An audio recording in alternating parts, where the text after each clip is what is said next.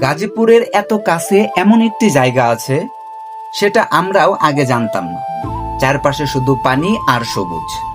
আর এই পথটায় পাড়ি দিতে হলে আপনাকে উঠতে হবে নৌকায়।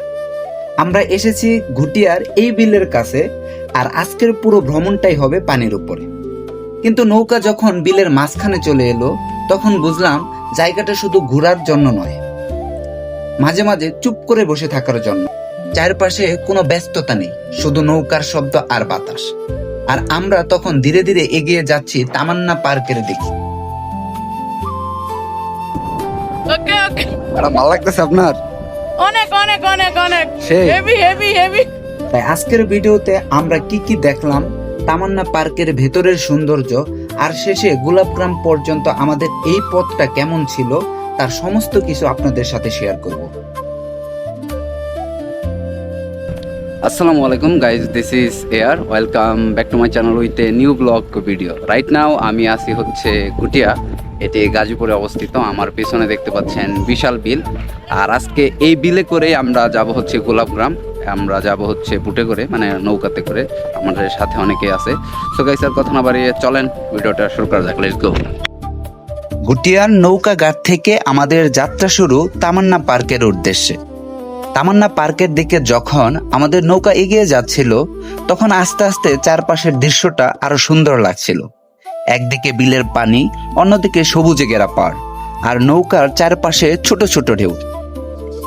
সত্যি বলতে এই পথটুকুতে নৌকায় বসে থাকতে এতটাই ভালো লাগছিল যে কখন তামান্না পার্কের কাছে চলে এসেছি টেরই পাইনি। আপনাদের বলে রাখি, যদি আপনি ঘুটিয়া থেকে তামান্না পার্ক কিংবা গোলাপগ্রামে আসতে চান, তাহলে অবশ্যই আপনাকে নৌকা রিজার্ভ করে আসতে হবে, কেননা লোকাল কিংবা এখানে আসার জন্য সাধারণ কোনো নৌকা পাওয়া যায় না।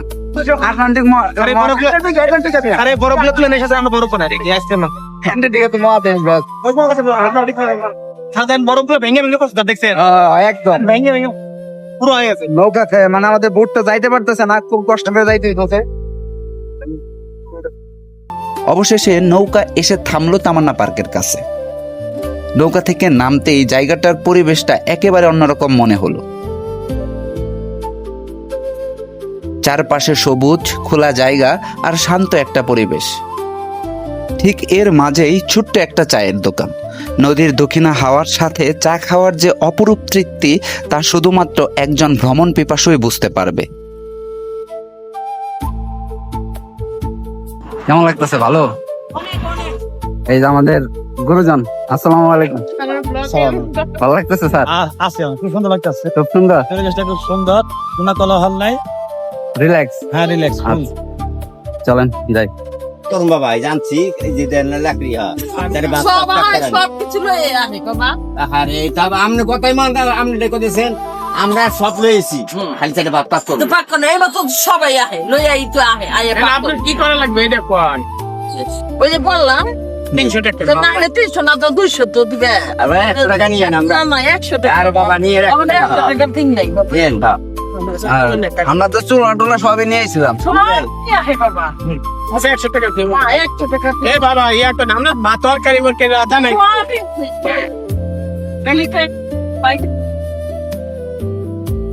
আমার এনে চুলা বসালেই টাকা দেওয়া লাগবো। আমরা নিজের চুলা বসালেও দেওয়া লাগবো। বলার উত্তর নেওয়া বলছি।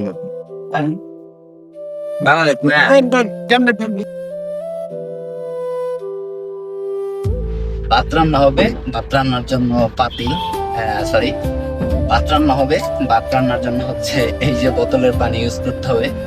আর এখানে স্যার আসতেছে, এই হচ্ছে বোতল নিয়ে যাচ্ছি ভাত রান্নার জন্য। আর এই হচ্ছে আমাদের পাতিল।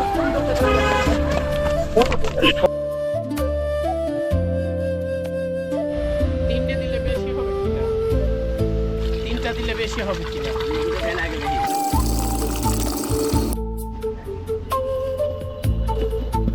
পানির বোতল, আর এখানে খাবার হিসেবে আছে হচ্ছে ডাল, হচ্ছে মুরগি। এই যে তো এটাই একটু ফেলে দিতে হবে, নয় নষ্ট হয়ে যাবে। এভাবে রাখলাম যাতে এটা নষ্ট না হয়। এইদিকে আছে হচ্ছে সালাদ, আছে হচ্ছে টিস্যু বক্স, মানে টিস্যু। রান্নাবান্নার কাজ শেষ করে মেইন রোড ধরে কিছুক্ষণ হাঁটার পর আমরা চলে এলাম তামান্না পার্কের সামনে। পার্কের ভেতরে প্রবেশ করে মেইন গেট থেকে জনপ্রতি 250 টাকায় রাইড নিয়ে ভেতরে প্রবেশ করি। টিকেটের প্রাইস হচ্ছে, এন্ট্রি ফ্রি হচ্ছে আপনার 60 টাকা। আর যদি আপনার কেউ ফ্যামিলি রাইড নিতে চান তাহলে সর্বনিম্ন হচ্ছে 250 থেকে উপরে আর অনেক আছে। ফ্যামিলি প্যাকেজ অর্থাৎ 250 টাকা যেটা, সেটাতে আপনি পাবেন 3টা রাইড, আর যেটা 350 টাকা সেটাতে আপনি পাবেন হচ্ছে 5টা রাইড। টোটাল কথা হচ্ছে যদি আপনি 700 টাকা দিয়ে রাইড নেন তাহলে এখানে সবই পাবেন, আপনার হচ্ছে সুইমিং পুল সহ। দেন আমরা এখন ভিতরে ঢুকতেছি। প্রবেশ পথটা খুবই সুন্দর, সবুজে ঘেরা। ছোট এই পার্কে বেশ কয়েকটি রাইড আছে, শিশুদের জন্য একদম পারফেক্ট। এছাড়াও রয়েছে নান্দনিক একটি সুইমিং পুল, যেখানে প্রবেশ করতে জনপ্রতি গুনতে হয় 100 টাকা। আমি আর আহানা মনোরেলে একটি হালকা পাতলা ট্যুর দিয়ে চলে এলাম নিচে।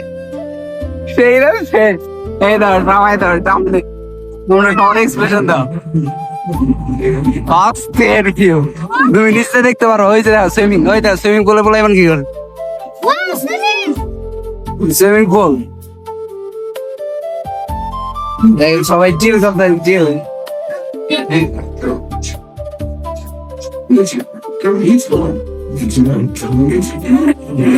এটা হচ্ছে মনোরেল উঠছি।